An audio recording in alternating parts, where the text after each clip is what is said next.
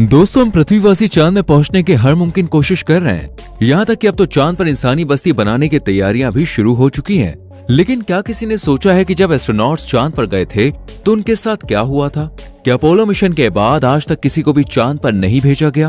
आखिर चांद पर एस्ट्रोनॉट्स के पहुंचने की पूरी कहानी क्या है? वो कौन सा सच है जिसे वैज्ञानिक हमसे छुपा रहे हैं? आज हम सब कुछ जानेंगे, बस हमारे साथ इसी तरह बने रहिए। 20 जुलाई 1969 यही वो तारीख है जब किसी इंसान ने पहली बार अपना कदम चांद पर रखा था और एक इतिहास रच दिया था। और वो शख्स कौन था, ये बात तो आप सभी जानते हैं। हम बात कर रहे हैं दोस्तों नील आर्मस्ट्रांग की, जिसके चांद पर कदम रखते ही भविष्य में अंतरिक्ष की खोज के कई सारे दरवाजे खुल गए थे। नासा द्वारा लॉन्च किया गया अपोलो 11 मिशन पूरे 21 घंटे और 31 मिनट तक चांद की सतह पर रहा और 24 जुलाई 1969 को वापस धरती पर लौट आया। अब इतना तो हर किसी को मालूम है दोस्तों, लेकिन इसके पीछे का सच क्या है उससे पूरी दुनिया अनजान है। क्योंकि जब सबसे पहले इंसानों को चांद पर भेजा गया था तो उसमें 3 एस्ट्रोनॉट्स थे, Neil Armstrong, Edwin buzz Aldrin और माइकल कॉलिंस, जिनके साथ कुछ ऐसा हुआ जिसको सुनकर आप बिल्कुल दंग रह जाएंगे। इन सब की शुरुआत 16 जुलाई 1969 से होती है, जब नासा के ऑफिस में सभी की सांसें तेज हो चुकी थी, क्योंकि कुछ ही समय में दुनिया का पहला ह्यूमनॉइड स्पेस मिशन होने वाला था, जहां अपोलो 11 धरती को छोड़कर अंतरिक्ष की तरफ जाने वाला था। और अंतरिक्ष में जाने वाले तीनों एस्ट्रोनॉट्स एक तरफ खुश थे कि उन्हें इस ऐतिहासिक काम के लिए चुना गया, तो वहीं दूसरी तरफ मौके की नजाकत को समझते हुए उन्हें ये मालूम था कि उनके साथ इस मिशन में कुछ भी हो सकता है। जहां माइकल कॉलिंस बतौर पायलट अपोलो 11 में मौजूद थे, वहीं नील आर्मस्ट्रांग और एडविन चांद की जमीन पर उतरे थे। आखिरकार सुबह 8:32 पर अपोलो 11 को Kennedy space centre launch complex से लॉन्च किया गया और इन तीनों एस्ट्रोनॉट्स की अंतरिक्ष यात्रा शुरू हो गई। मात्र 4 दिनों में ये लोग चांद की सतह के बिल्कुल नजदीक पहुंच चुके थे। जिस लूना मॉडल से तीनों एस्ट्रोनॉट चांद तक पहुंचे उसे द ईगल नाम दिया गया था। सब कुछ प्लान के मुताबिक चल रहा था। तभी एस्ट्रोनॉट्स को यह पता चला कि किसी कारण से ईगल निर्धारित समय से 4 सेकंड आगे चल रहा था, जिसका यह मतलब था कि स्पेसक्राफ्ट निर्धारित जगह की बजाय कहीं और ही लैंड करने वाला था और इसका परिणाम काफी घातक हो सकता था, क्योंकि अभी तक यह पहला ह्यूमन मिशन था जिसमें थोड़ी सी भी गड़बड़ी तीनों एस्ट्रोनॉट्स को मौत के घाट उतार सकती थी। और इतना कुछ होने के बावजूद एस्ट्रोनॉट्स धरती से किसी भी प्रकार की कोई मदद नहीं ले सकते थे। ऊपर से अंतरिक्ष यान और चांद के बीच की दूरी कुछ ही किलोमीटर्स की बची थी, जिस पर कुछ भी नहीं हो सकता था। इस बात का पता चलते ही तीनों एस्ट्रोनॉट सोच में पड़ गए और इस समस्या का समाधान ढूंढने में लगे ही थे। तभी एक और मुसीबत उनके गले पड़ गई। दरअसल अपोलो गाइडेंस कंप्यूटर सिस्टम, जो कि बहुत ज्यादा इंपॉर्टेंट था, उसमें अचानक एरर आने लगा। अब ये क्या हो रहा था, क्यों हो रहा था, इसके बारे में कोई भी एस्ट्रोनॉट नहीं जानता था। तीनों की हालत खराब होने लगी, डर के मारे पसीने छूटने लगे। पहले तो एस्ट्रोनॉट्स ने खुद ही सारी चीजों को सही करने की कोशिश की, लेकिन जब कुछ भी नहीं हुआ तो नील आर्मस्ट्रांग ने तुरंत इस बात की जानकारी धरती पर मौजूद नासा के वैज्ञानिकों को दी और फिर नासा की तरफ से उन्हें इंस्ट्रक्शंस मिले कि इस एरर को नजरअंदाज करके वो आगे बढ़े, कोई भी प्रॉब्लम नहीं होगी। हालांकि बाद में बात सामने आई कि रडार सिस्टम से ज्यादा कमांड आने की वजह से कंप्यूटर सिस्टम ओवरलोड हो चुका था, इसलिए एरर डिस्प्ले कर रहा था। एक तरफ ये एरर दिखाई दे रहा था तो वहीं दूसरी तरफ कुछ ही मिनटों पर चांद पर लैंडिंग, ये सब कुछ एक साथ होने की वजह से एस्ट्रोनॉट्स पैनिक होने लगे। लेकिन उन सभी में नील आर्मस्ट्रांग ने पूरी हिम्मत दिखाई और अपना दिमाग शांत करके सारे कंट्रोल अपने हाथ में लिए और स्पेसक्राफ्ट को ऐसी जगह पर लैंड करवाया जिसकी वजह से सभी की जान बच सके। यही वजह है कि बाकी दोनों एस्ट्रोनॉट ने नील आर्मस्ट्रांग को चांद पर पहला कदम रखने का मौका दिया, क्योंकि उन दोनों को यह पता था कि अगर नील आर्मस्ट्रांग समझदारी से काम ना लेते तो हालात बिगड़ सकते थे। 20 जुलाई को 8:17 पर सही सलामत स्पेसक्राफ्ट की चांद पर लैंडिंग हुई और नील आर्मस्ट्रांग ने उस लैंडिंग वाली जगह को ट्रैंक्विलिटी बेस नाम दिया और यहीं से उतरकर नील ने चांद पर अपना पहला कदम रखा था और पूरे गर्व के साथ अमेरिका का झंडा वहां पर फहराया था।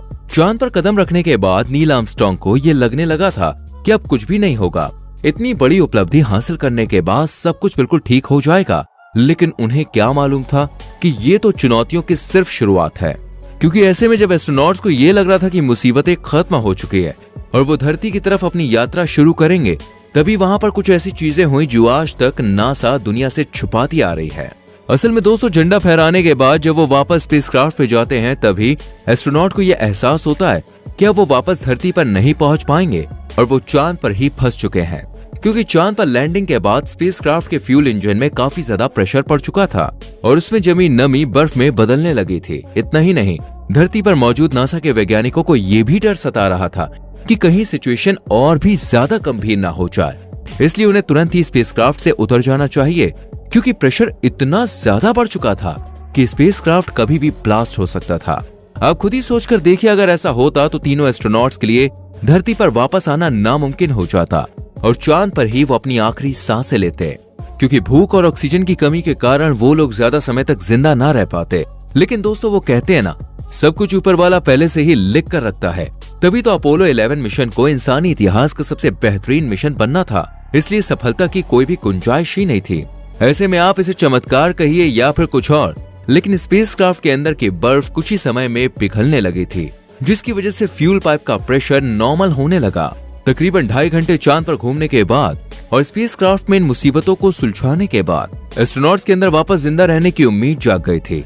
लेकिन तभी एक और मुसीबत सामने आती है। स्पेसक्राफ्ट के एक हिस्से में लगे स्विच को जब एस्ट्रोनॉट्स देखते हैं तो वो टूटकर नीचे गिर गई थी, जिस वजह से सर्किट ब्रेकडाउन हुआ और उसकी पावर कट चुकी थी।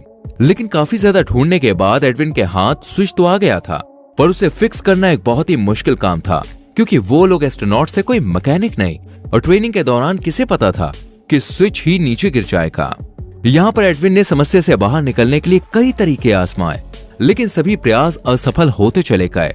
जिसके बाद उन्होंने एक देसी जुगाड़ अपनाने की तरकीब निकाली और एक पेन को उस छेद के अंदर डाला जहां से वो स्विच टूटकर गिर गया था। यानी कि 6 घंटे में जिस समस्या का समाधान करने में एस्ट्रोनॉट्स लगे हुए थे, वो समस्या मात्र एक पेन की वजह से सुलझ गई और देसी जुगाड़ ने उनका काम कर दिया। अब वो एक पल भी इंतजार नहीं करना चाहते थे। अब वो घड़ी आ गई थी जब एस्ट्रोनॉट को धरती के लिए रवाना होना था। प्लान ये था कि कोलंबिया विमान जिसकी मदद से उन्हें वापस धरती पर आना था, उसमें मौजूद 2 मॉड्यूल्स थे। पहला कमांड मॉड्यूल जिसमें एस्ट्रोनॉट सवार थे और दूसरा सर्विस मॉड्यूल जिसमें चांद की सतह से लाया गया विमान का बाकी सामान मौजूद था। क्योंकि इन दोनों ही चीजों को कोलंबिया की धरती पर आते ही अलग अलग डायरेक्शन में जाना था ताकि दोनों आपस में क्रैश ना हो। लेकिन ये सब भी दोस्तों इतनी आसानी से थोड़ी ना होने वाला था। दोनों मॉड्यूल्स ऑपोजिट डायरेक्शन के बदले एक के पीछे एक तेज रफ्तार से बढ़ने लगे, क्योंकि अगर ये दोनों एक दूसरे से ज्यादा करीब आ जाते तब भी एक बहुत भयानक धमाका होता। पर खुशकिस्मती देखिए, इतनी तेज रफ्तार से नीचे आने के बावजूद ऐसा कोई भी हादसा नहीं हुआ और दोनों ने ही बहुत ही आराम से प्रशांत महासागर में 24 जुलाई 1969 को लैंडिंग करी और इस अपोलो 11 मिशन को इतना कामयाब बना दिया कि पूरी दुनिया आज भी इस मिशन की मिसाल देती है। दोस्तों, आज जब कभी भी हम इस कामयाब मिशन का जिक्र करते हैं तो हमारे दिमाग में सबसे पहले तो नील आर्मस्ट्रांग का नाम आता है। लेकिन हमें ये नहीं भूलना चाहिए कि इस मिशन को कामयाब बनाने में नील आर्मस्ट्रांग के साथ साथ माइकल और एडविन जैसे जाबाज एस्ट्रोनॉट्स का भी पूरा हाथ था। वैसे दोस्तों, आपको क्या लगता है, चांद पर इंसानी बस्ती बनना सही रहेगा या फिर हमारी पृथ्वी इंसानों के लिए काफी है? कमेंट करके अपनी राय जरूर लिखिएगा। वीडियो को लाइक और शेयर भी करना, संग में चैनल को सब्सक्राइब करके बेल आइकॉन प्रेस करें जिससे आने वाली वीडियोस मिस ना हो। मिलते हैं अगली वीडियो में। Till then, bye bye, take care.